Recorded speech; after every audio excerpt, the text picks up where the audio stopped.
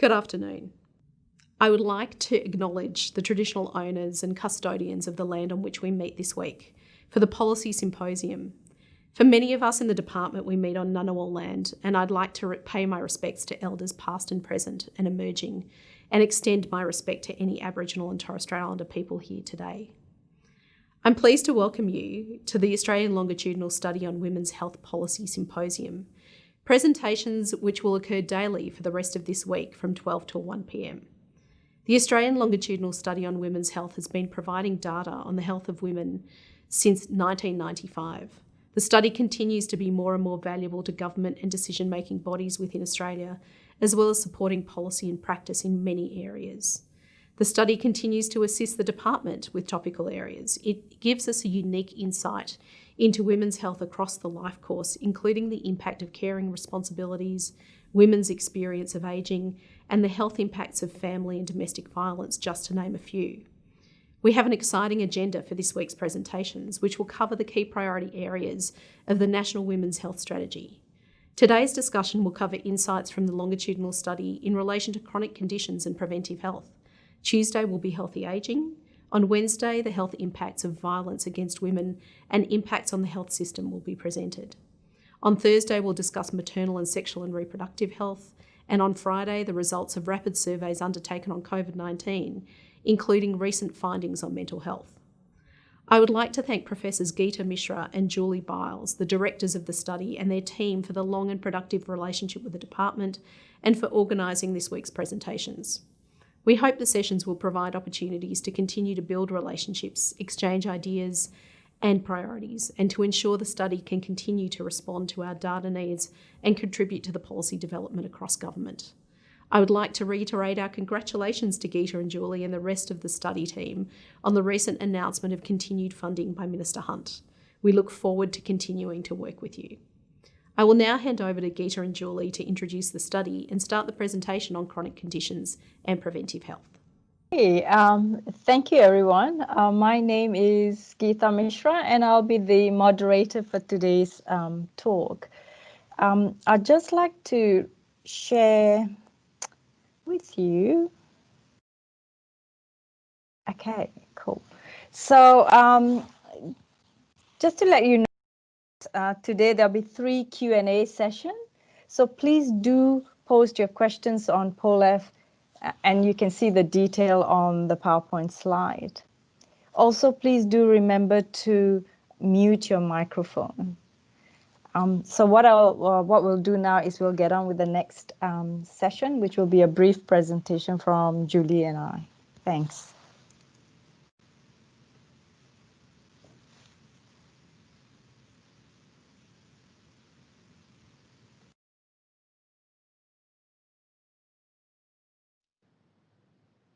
I'm going to give a brief introduction to this study.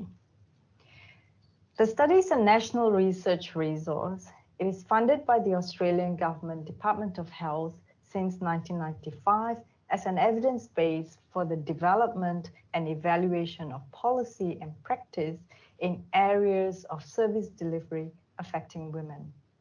It aims to provide a comprehensive picture of health and well-being of women in Australia, and also to examine social, psychological, physical, and environmental factors which determine good health and those which cause ill health in women throughout adult life. The study is jointly conducted by the University of Queensland and the University of Newcastle. These are our major research topics in the study from the various dimensions of health, from reproductive, maternal health, right to mental well-being, to prevention and health service use, right through to methodology. The study has over 57,000 women, with the 3 age cohorts recruited in 1996. The 73-78 cohort, they were 18 to 23 years, and now they're in their 40s.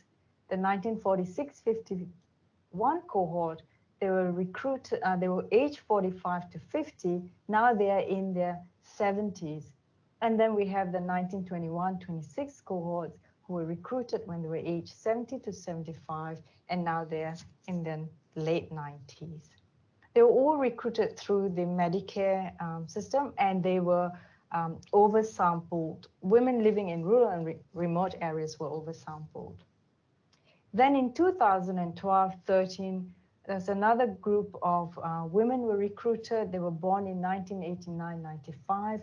They were aged 18 to 23, and now they are in their between 25 to 30 years. As you can see in the map, each dot represents at least one woman from that location. In order for the study to provide evidence base for the government, it is important that women participating in the study are representative of the general population. In order for the study to provide evidence base for the government, it is important that women participating in the study are representative of the general population. While the cohorts were reasonably representative of the general population of women at the same age at recruitment, there was some underrepresentation from immigrants from non-English speaking countries.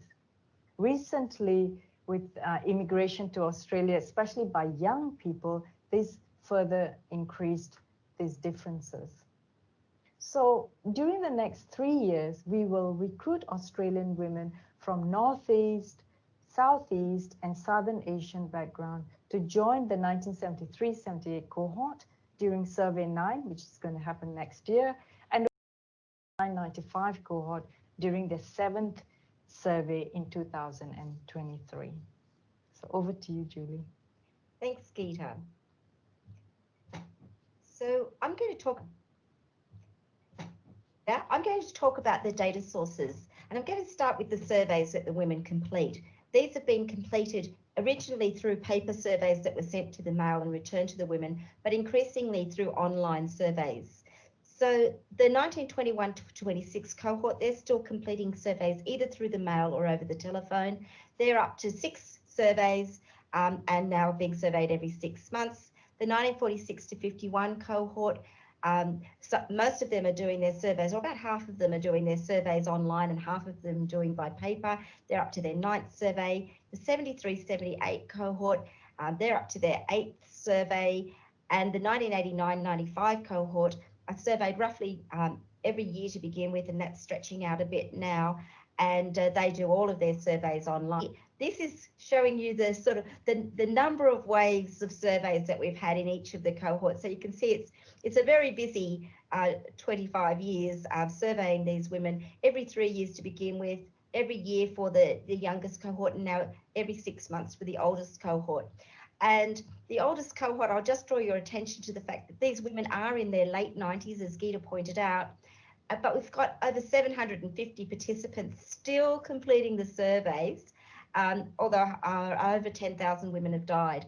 But those ones who are still completing the surveys, next year, they'll begin to turn 100.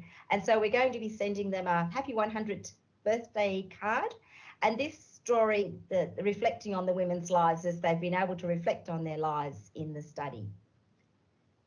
So when the women complete the surveys, they complete a huge amount of information about their health, conditions and symptoms, disability, income management, sleep, life events, health behaviours, an enormous amount of survey information. But we don't just ask them to tick boxes on the survey. We actually include some space at the back of the survey where they're actually able to write their own comments down and tell us about their lives in their own words. And we've found that the women are very eager to tell us about their lives, and this provides a really rich source of longitudinal qualitative data. And so we've had a huge number of comments from a huge number of women, and we've been able to analyse that data to provide very rich insight about the women's lives and how those lives have changed over time. We've also been using increasingly rich, large data sets from administrative data sources, and these provide another incredible dimension to the study when you link all of these things together. So we look at the National Death Index and the cause of death, cancer registry, hospital admissions, emergency department and perinatal data, Aged care data, we've got very rich aged care data up until fairly recently, and we're getting more data from there. Medical benefits scheme and pharmaceutical benefits. And we've also been now linking to geocoded data, including the National Pollutants Database, which is linked to the locations of the women, and also Earth-wide satellite images, which Geeta's going to tell you more about. Thank you, Julie. So basically, with the help of colleagues and PhD students, we were able to enrich the study with environmental data. Now, in order to do so, over 20 years of residential addresses, and you can imagine there's, around 40 over 1,000 women that we've followed for the last 25 years, these addresses had to be geocoded and linked with the NPI and satellite images. And so it's taken a PhD student about a year to do that religiously. I'm just going to show you a snapshot of some of the satellite images that she's used to calculate the green space. So this is, as you know, it's Canberra, and it's taken from 1996 to 2018. And you can see the green areas, but also droughts, in particular 2006.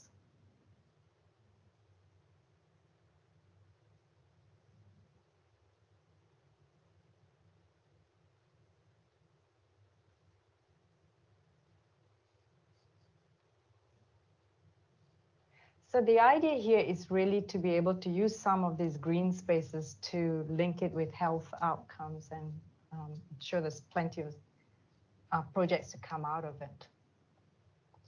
The study continues to contribute to the National Women's Health Strategy, and more recently in the 2020-2030. We also provide information to the various health policies and guidelines from right through. These are some of the examples.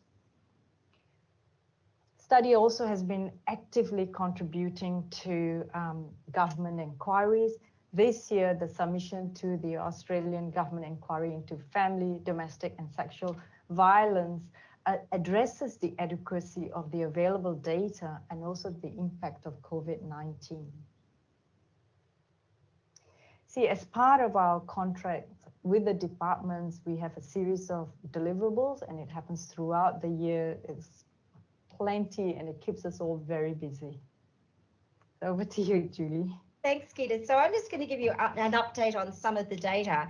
And this one is on the prevalence of obesity according to the different cohorts and as the women have aged. So if you look at the blue dot, the green dot, and the purple dot on the left for each of the cohorts, so we can see that when we started the study in 1996, the women in the youngest cohort then, who are in their 20s, that very few of those women were obese. And in fact, we were really rather concerned about them being underweight, because about 10% were underweight. If you look at the next cohort, the women who are in their 40s, maybe 20% of them were obese. So we're thinking, yes, there is a bit of an obesity problem in this birth cohort. And as these women move into their older age, this may be a problem. But if we looked at the women in the 1921 to 26 cohort, they didn't seem to have had the same problem.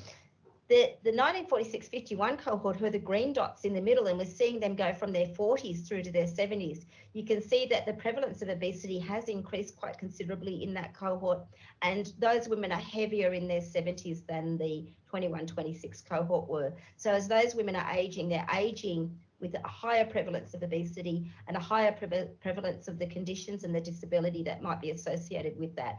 And so we'll need to see how that plays out as they get older. If we look at the blue dots there, that's the women in the 1973 to 78 cohort. So we're seeing them aged from their 20s through to their 40s. And again, you can see that while we were worried about them being too thin to begin with, we didn't have any thin ones after a while, and we do have a very high prevalence of obesity in that cohort, and so that when they're in their mid-40s, they are much heavier again than the 1946-51 cohort were at the same age. And so again, we're worried about the development of chronic conditions and disability in that cohort as they age, because not only are more of them obese, they've been obese for longer, so the cumulative effects are greater.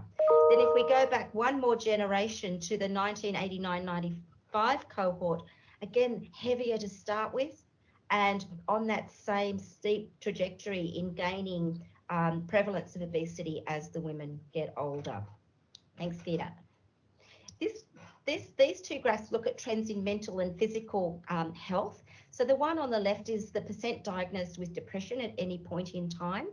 And so there is a tendency for the younger the cohort, the greater the prevalence of depression, and a tendency for the depression, diagnosis of depression to increase with age, but with some age and stage associated effects. But if we look at that 1989-95 cohort, they're on a different scale, and their trajectory in terms of the increasing prevalence of depression is extremely steep. So very worried about that cohort in terms of their mental health and what's happening to their mental health over time. We look at physical function, we get a more predictable life course pattern where, of course, the youngest women have the greatest physical functioning capacity and the highest levels of physical functioning, up close to 100% when they're in their 20s. And over time, their physical functioning begins to decline a little bit until the women get into their 70s, 80s, 90s, and we get that steep decline. But I think the really interesting thing to note here, and the space to watch, is that apparent disconnect in the projections and slopes between what would be happening to the oldest cohort when they're in their 70s and where the 1946-51 cohort are now that they're in their 70s. And it does look to be some really good news there that they actually may be aging with a higher average physical functioning capacity. This figure shows the percent in the labour force. And of course, that oldest group in this, which is the 1946-51 cohort, as they've aged from their 40s through to their 70s, they've been retiring, leaving the labour force. The ones in there going from their 20s through their 30s to their 40s, you can see the effect of having children there. Women still leave the labour force on average. They tend to leave the labour force when they have young children and re-enter the labour force as their children get older. Now, we've got an exciting brand new website for you to explore all of this information, and there's an enormous amount of information on the website. You can search by keywords, you can look at our major reports over the last 20 years, you can look at all of the publications that have come out of the study, and an enormous amount of results and research. So I encourage you all to go to our new website and explore that. We've also got some exciting news around data access. So we're continuing our current arrangements for complex data. So where people want either linked data or qualitative data or geocoded data, they need to go through the full data access arrangement and have it reviewed and all of the ethics procedures followed for access to those data. But for there's a core data set which has been cleared for people to be able to access online following a period, registering for the data and a clerical review of the legitimacy of that request for access to a limited but very valuable data set that will enable people to do an enormous amount of analyses and which will increase the use of the study. The data are available to approved researchers, and so over the years we've had the great privilege actually to be able to work with over 1,300 collaborators, and we've got 537 people that we're working with at the moment. We've had almost 1,000 research peer-reviewed papers coming out, plus lots of reports, and many students having completed their theses, working with us and with the data, and almost 90 sub-studies and 9 current sub-studies in the field. So that's where people can survey a specific portion of the cohorts on specific topics. So just following on from Julie's conversation about the sub-studies, we have to say that the longitudinal study of women's health is really the world-leading study. It's been going on for such a long period of time, and the quality of the data that's been produced certainly has made funders very willing to support some projects. So these are all the different sub-studies that's been carried out that's been externally funded from the ARC to MRFF funding. And more recently, as you know, that we have been running the COVID surveys, so you can hear all about the surveys on Friday. So thank you very much for listening, and now I open the time up for some questions.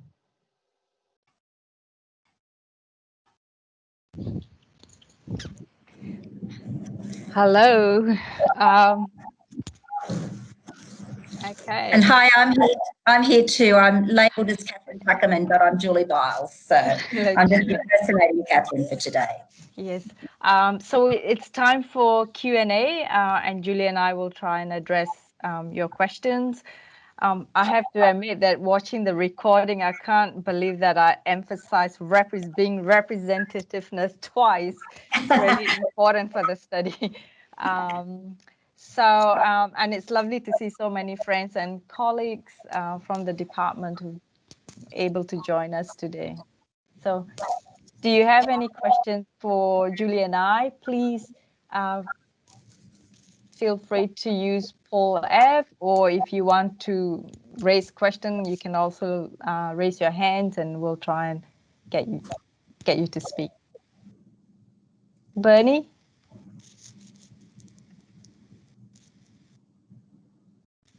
You are on the mute, Bernie. I am on mute, but I didn't have my hand up either. That's all right, but I thought you... No, I actually had an unstable connection, so I've unfortunately missed some of your wonderful presentation. So yes, I think I'll listen in to others at this point. Okay, thank you. Anybody else got a question? Someone's got their hand up. Yeah. I haven't had anything. Megan. Peter and Sally, I believe the AIHW had their hands up. Yep. Okay, so do you want to unmute? I can't see. All right. Trying to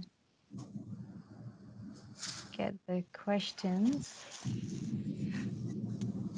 As we're still trying out the system, if we can't take your question now, we will have opportunity at the end of the session as well. So maybe just type it in Poll F, and you'll see that the link was sent last week to all of you.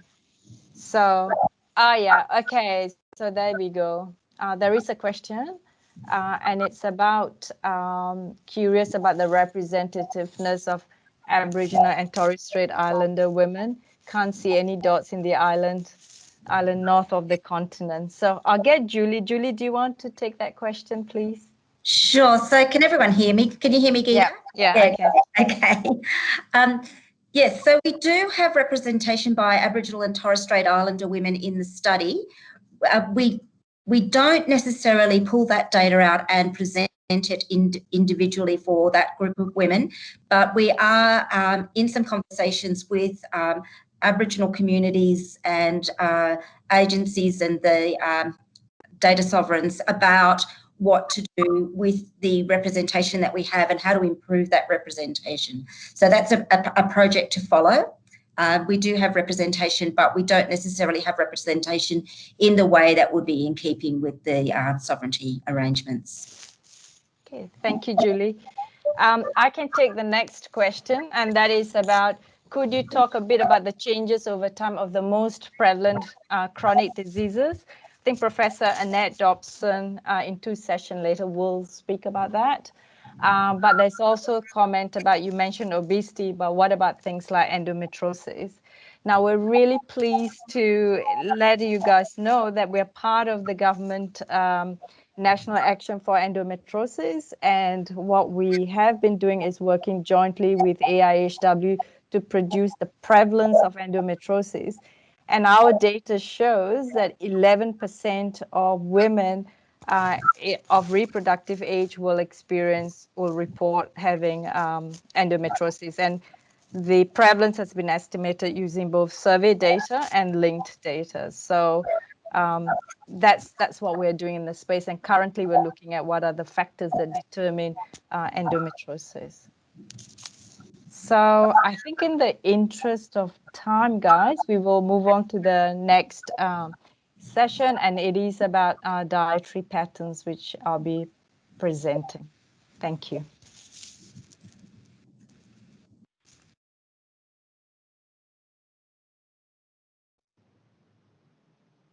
I want to take this opportunity to share and focus on our latest results on adherence to dietary guidelines. This work is on the 1946-51 cohort. Questions on their diet have been asked regularly, but this analysis is of their recent responses when they were aged 68 to 73 years to the CSIRO Short Food Survey. Just a quick indication of the CSIRO Short Food Survey. It has 71 questions and takes less than 10 minutes to complete. One of the first things we wanted to do with dietary data was to see how many Australian women met the dietary guidelines. These are the recommended number of serves per day. I want to bring your attention to the number of serves for dairy product, which is 4. Note that the only difference that applies for women in our cohort is that for those aged over 70 years, the recommendation is for 3 serves of grains rather than 4 serves.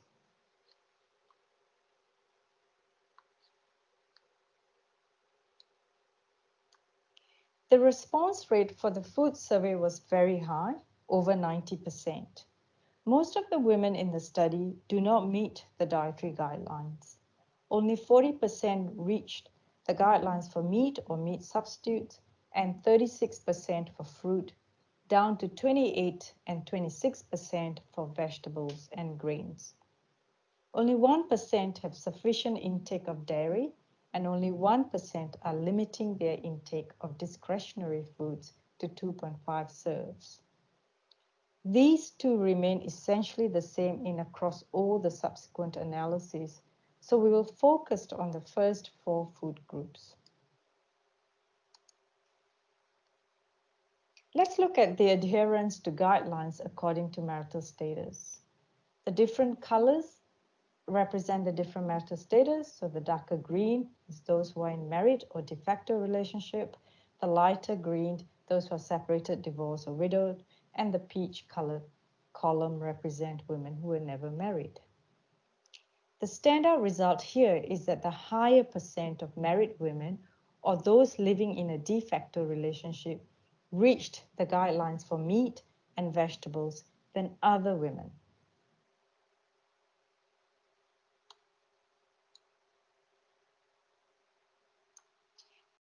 In diet by area of residence is quite clear. Across these 4 food groups, the diet of women in remote or very remote areas is distinct from women in cities and regional areas. A higher percent of women living in remote, very remote areas reached the guidelines for meat and vegetables, but a lower percent do so for fruit and grains. Manage on income. Some differences are apparent according to the women's ability to manage on income, though not as much as we might expect. For those who find it impossible or difficult to manage on income, represented here by the green bar, a lower percent reached the guidelines for fruit compared to those who find it easy or not too bad.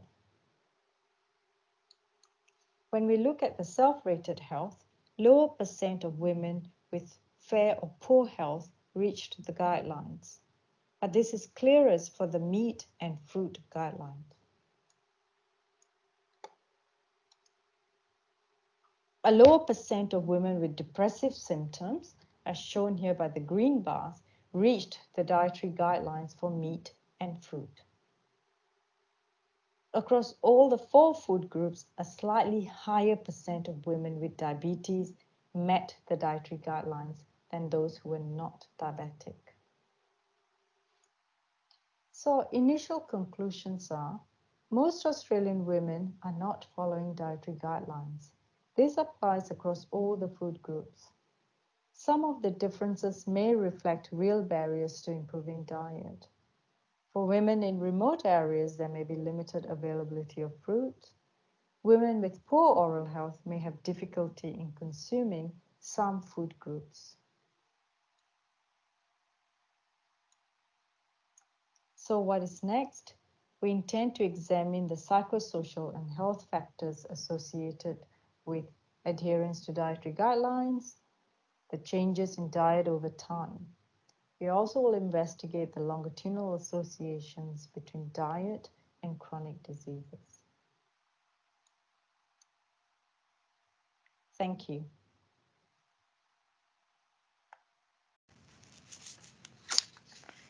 Okay, so time for question. I have one question that was posted earlier, and it is about the CSRO. So how do the CSRO healthy diet scores for the 1946-51 cohort compare against the CSRO scores for the broader Australian populations? So I have to admit, this is the first time the study has collaborated with CSRO, and it's been fantastic. Julie Henry, who is a research scientist with CSRO, has informed me that the figures that she is seeing in our data is broadly similar to the figures that they have had from the public health survey. So that's reassuring. But the other thing also what we have done is we very quickly looked at the median number of serves in each of the food groups. And we compared it with the 2011-2012, the National Nutrition and Physical Activity Surveys. We're pretty relieved to see that the median serves in these food groups were broadly comparable. So it's still early days, we received the data just last week or 2 weeks ago, and we've been busy processing it. But we are really looking forward to the opportunity it provides to really trying to get some answers to health and diet and health. Any other questions for me?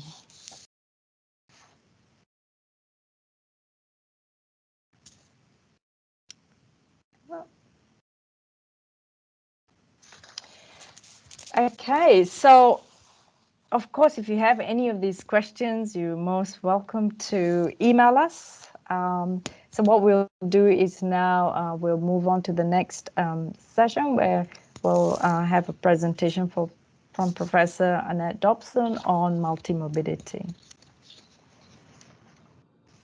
Thank you. I'll be presenting some highlights of the most recent report to the department. The report was about multimorbidity. Multimorbidity is a co-occurrence of multiple conditions.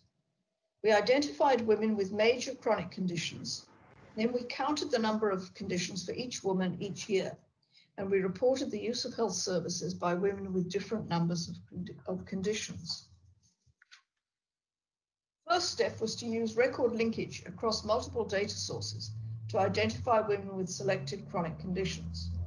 The data sources are self-reported in the regular study surveys, hospital admissions, MBS and PBS, cancer registries, death certificates, and aged care data.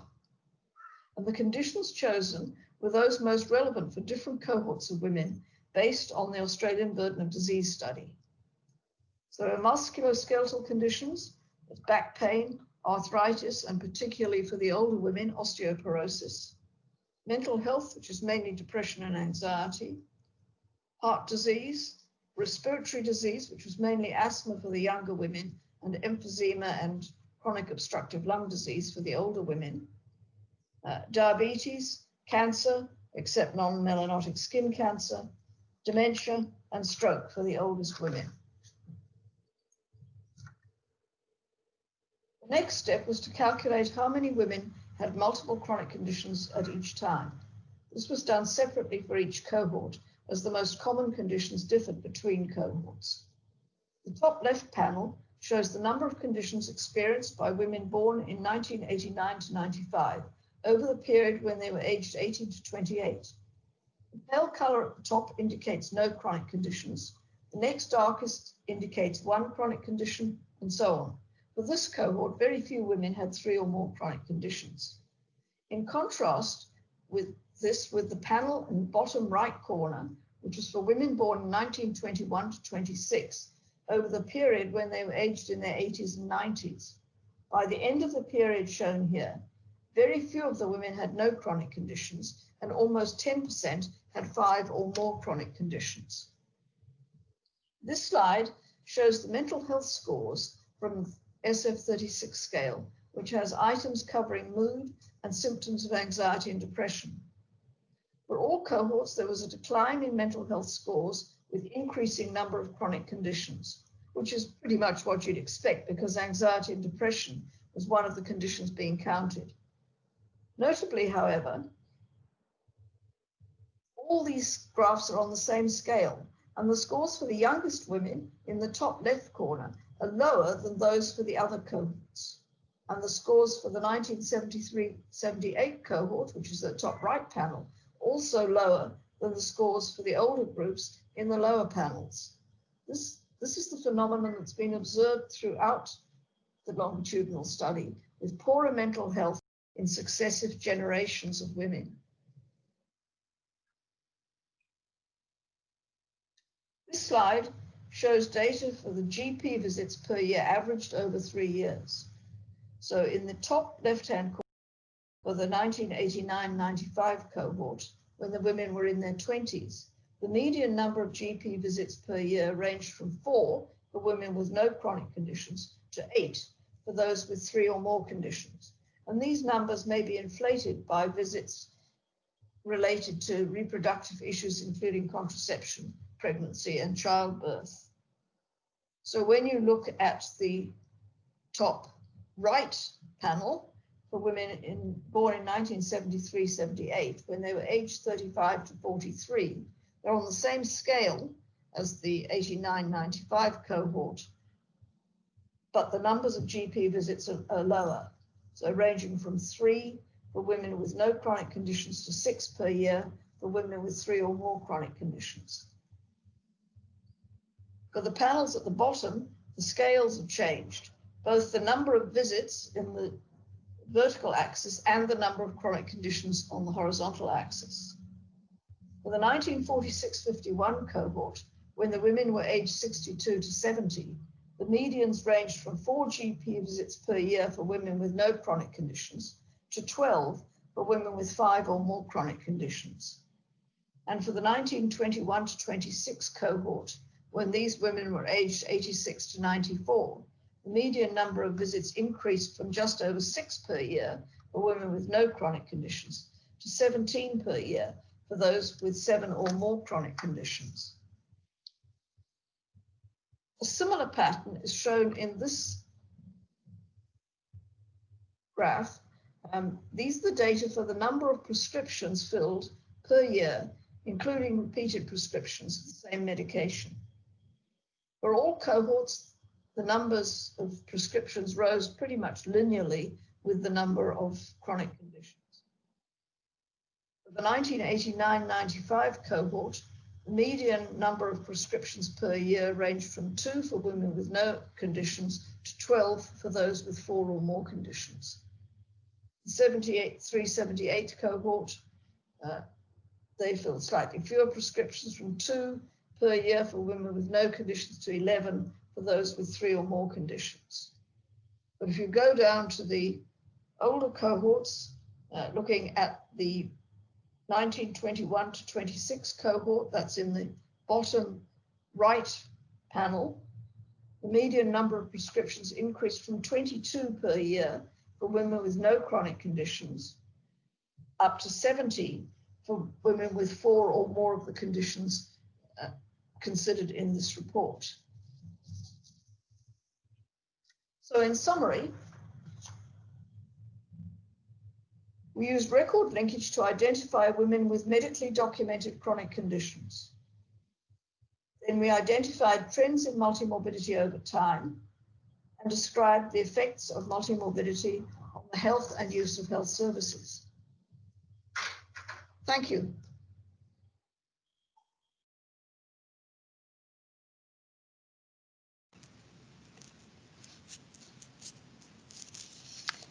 Thank you, Annette. We have the presentation from Julie Bowles next, and then we'll open up for questions.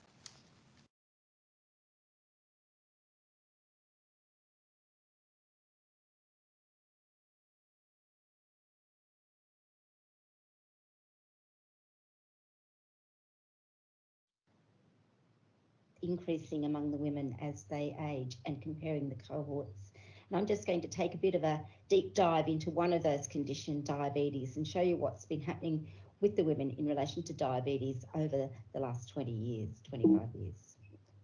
So this slide's from the 2020 report on multimorbidity and shows the increasing prevalence of diabetes among the cohorts and comparing within each cohort the prevalence estimated from self-report based on having reported diabetes in at least 2 surveys, or the prevalence based on a combination of self-report and administrative data such as MBS, PBS, aged care, cause of death data, or hospital data.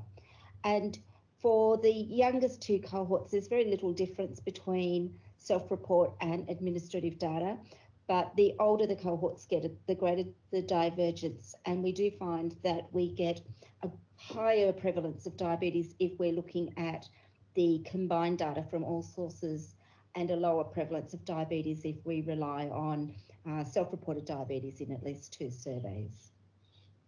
But what we can also see is that very steep increase in the prevalence of diabetes as the women get older, and also the higher prevalence of diabetes as we go down the cohorts.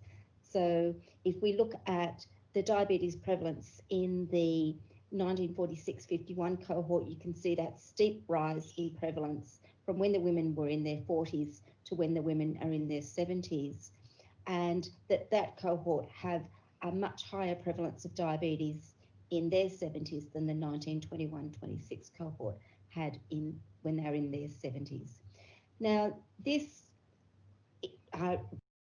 increase in the prevalence of diabetes between the 1946-51 cohort and the 1921-26 cohort could be a good thing or a bad thing, or just an artifact of the data. So it could be a good thing in that it may be that the women with diabetes are more likely to be detected compared to previous cohorts.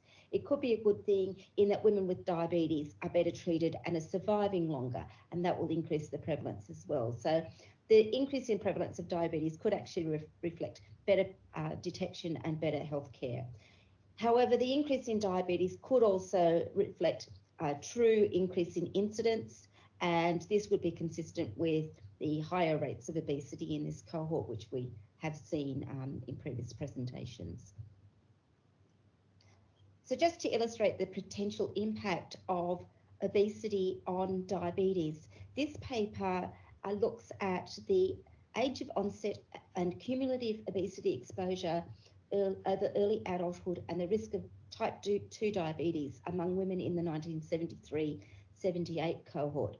So when we started the study in the baseline, the different shapes and lines on that left-hand axis indicate the proportion, the BMI of the women at the start of the study. So there were a group that had a BMI of 34, a group that started with their BMI of about 26, a couple of groups that started with BMI of about 22, and a couple of groups that started with their BMIs a little bit lower, around 20.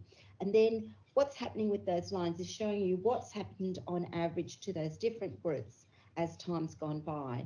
So there's, among the groups that started with the lower BMI, some have maintained a low BMI throughout all of the period of observation. Some have increased their BMI, and but not moved into the overweight or obese range. If we look at the 2 groups that started with a BMI of about 22, some of those have maintained their BMI in a healthy range, but others, their BMI has increased and is now nudging into the overweight range. And then the two groups which started with BMIs in the overweight or obese range, you can see that their BMIs have steadily increased over the time period. But what's also important is that these groups have a different risk for developing incident diabetes over the period of the study. So the group with the lowest BMI who maintained a low BMI, we take them as the reference group. As we move up the graph, the odds of developing incident diabetes go from 1.3 to 1.4 to 1.5 to 4.8 to 10 times for the group there who started off obese and became increasingly obese as time went by. Turning now to the 1921-26 cohort, they can tell us something about what it's like to live with diabetes in your older age, from aging from your 70s through into your 80s and towards your 90s. So in this graph, we're showing the survival rate for women with self-reported diabetes. Either they reported diabetes at the start of the study in 1996, and that's our prevalent cases, or they developed diabetes sometime by survey 2 or survey 3, and we're calling them our incident cases. And we're starting the clock at survey 3 and seeing what are the survival rates for those women over a 15-year period of follow-up. And if we take the women who had no diabetes, who had the highest survival rates, so the top line on that family of curves, and we look at compare their hazards of death for those women against the hazards of death for the women who had incident diabetes, the next line down, or prevalent diabetes, the bottom line, who had the lowest survival rates. And so comparing those hazard rates, the women with incident diabetes were 1.23 times more likely to die over that 15-year period than women with no diabetes. And the women with prevalent diabetes were 1.5 times more likely to die. We know that women with diabetes will not live as long as women who don't have diabetes. Diabetes will shorten your total life expectancy, but what will it do to your healthy life expectancy? And this graph shows the percentage of total life expectancy from age 70 that was spent in good health based on estimates from multi-state models from the observed data in the women in the 1921-26 cohort. So in terms of spending most of your life in a state of self-rated excellent, very good, or good health, the best line to be in that graph is to have no diabetes, to have high education, to not be obese, and have low levels of comorbidity. And the worst line in that graph, the lowest line in that graph, where you will only spend about, your life expectancy will be shorter, and you'll only spend about 40% and less of that life expectancy in excellent, very good, or good health. If you have diabetes, you have low education, you're obese, and you have high comorbidity. And then you can see different combinations of those factors falling in between those two extremes in terms of the percentage of life that can be spent in good health. And if we have a look at the percentage of women who'd had diabetes of annual cycle of care, while there's a slight increase in the percent that were having that service, by and large, only around 20% or so were having diabetes annual cycle of care in any year.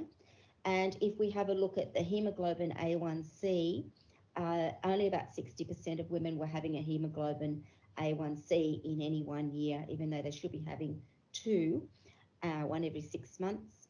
And if we took either DAC or the hemoglobin A1C, it's still only slightly better than 60% of women having some evidence in the MBS data that they've had monitoring for diabetes and to check their glycemic control.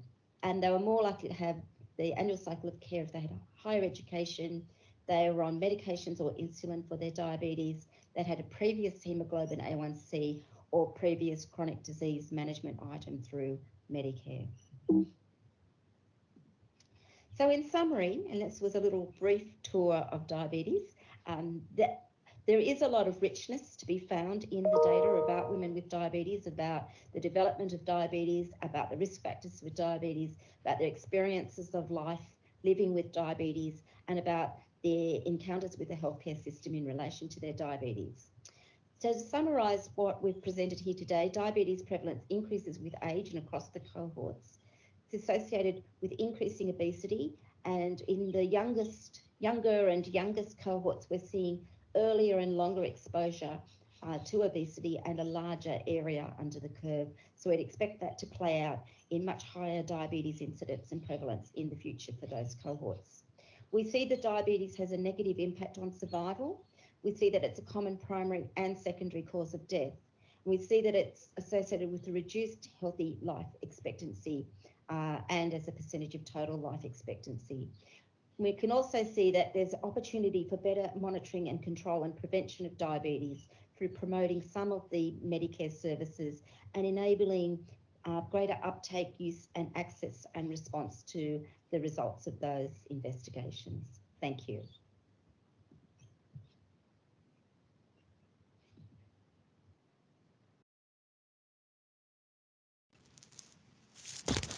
Thank you, Julie.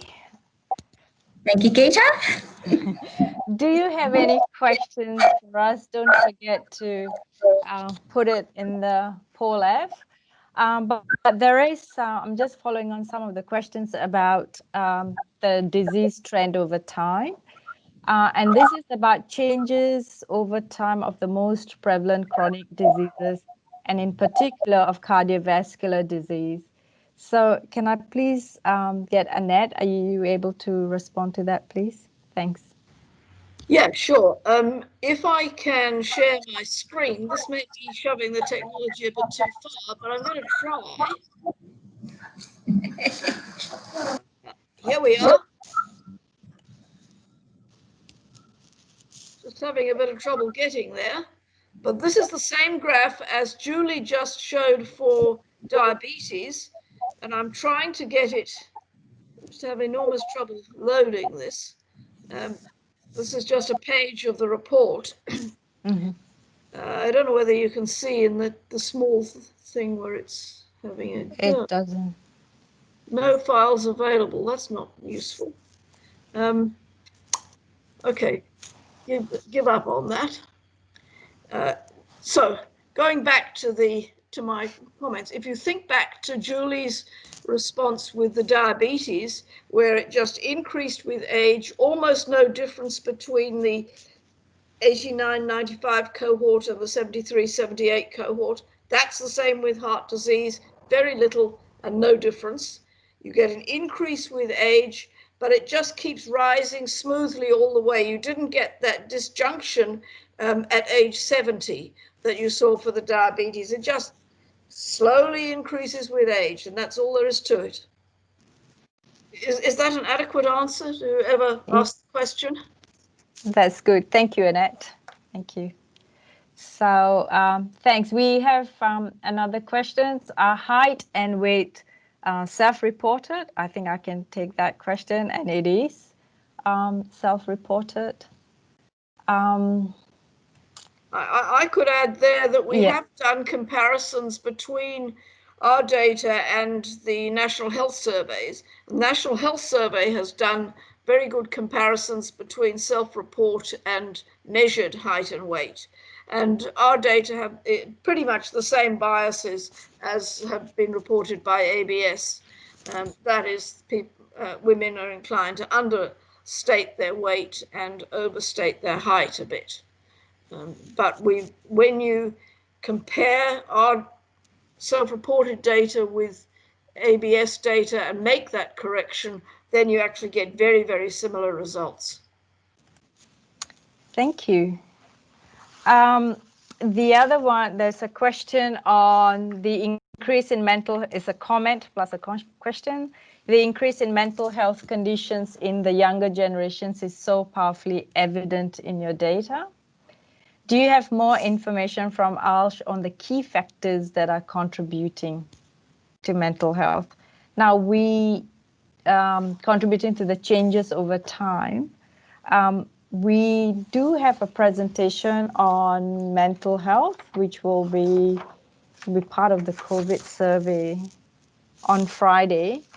But what we have found very quickly is that if you look at the trends for mental health, you'll see a very strong cohort effect. So in other words, the younger generations, those born in 89, 95 in our cohort are the ones that over 40% of them would say that they've experienced depressive symptoms compared with the other cohorts. So I don't know, Julie or Deb, if you want to add to this. I think maybe. So we will talk about this a bit more on Wednesday as well. Yes, but they are very interesting cohort effects, period effects as well. And you know, there also may be a tendency to report depression and psychological distress as well. So I think there's a lot happening there, but I think there's also a very real effect for those younger generations, which we cannot ignore. It's of great concern. The other thing to add in terms of mental health, which our data is able to demonstrate, is the fact of what we call reproductive depression. And so you will find there will be increase in depression for some women, postnatal, during natal, perinatal, but also during menopause. And that's the sort of things that we're able to tease out and look at the predictors for those. Any other comments? That's really good questions. If not, well, we're almost time. Does anybody has any burning questions to ask? We'll be here for the next 5 days, same time, same place. So do think about your questions and post it to us. But before we conclude today's session, really want to thank the department, Tania and her team at the Department of Health for facilitating this symposium, but also want to thank our staff both at University of Queensland and also at University of Newcastle for signing people in and making sure that the technology goes as smoothly as it can on the day. So thank you very much, and we hope to see you again tomorrow. Bye. Bye, everyone. Bye-bye. Bye. Thanks, Peter. Thanks, Julie. Deb. Bye. Thank you.